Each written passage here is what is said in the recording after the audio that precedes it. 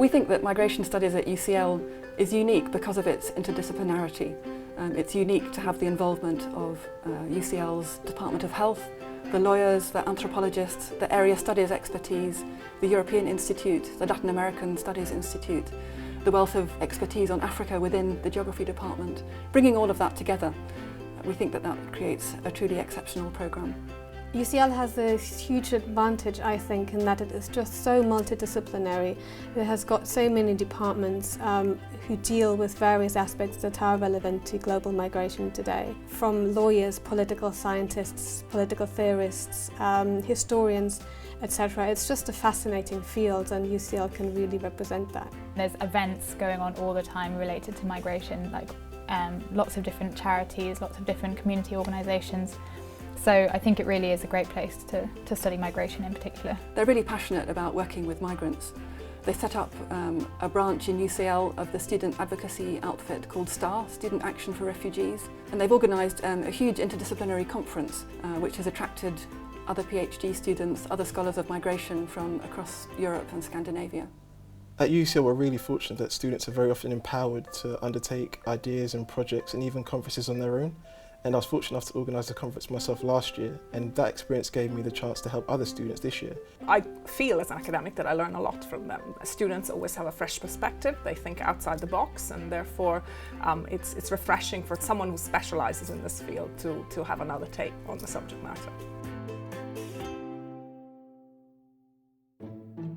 UCL calls itself London's global university, and I think there's a lot to it. It sits right in the middle of this buzzing capital, I guess, and yes, if you look at the statistics, so many different nationalities not only come to study here but teach here.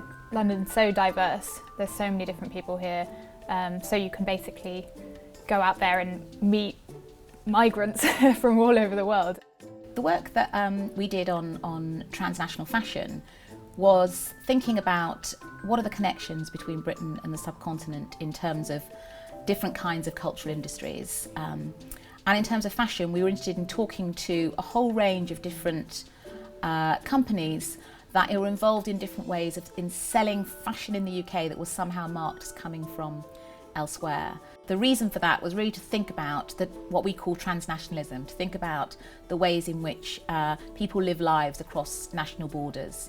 So I was looking for a programme which would combine a strong academic background with a more practical approach to migration. I think UCL's programme was perfect for a student like me. I decided to do my master's degree at UCL part-time. It enables me to do more things than just study. So I've been interning, I've been volunteering. We do work quite a lot with University College London in the sense that with their migration unit, they help us a lot with their expertise. I got in contact with the ZA through one of the professors at the university. I was able to do a law course that was on international and European refugee law, and I think to know the law, that is very important. The project that we did with UCL resulted in a paper called Legacies of Detention. That's been widely circulated around the asylum and refugee sector. With luck, it will enable some of the policymakers to have a wider view about why they're continuing to detain people. And the legacy is long-standing. One of the advantages of studying at UCL is that whether I choose to stay in academia or to leave and work in the private or public sector afterwards, it's a recognised brand and university institution around the world. So it gives me plenty of opportunities to explore, and it keeps my options open in what are quite uncertain times.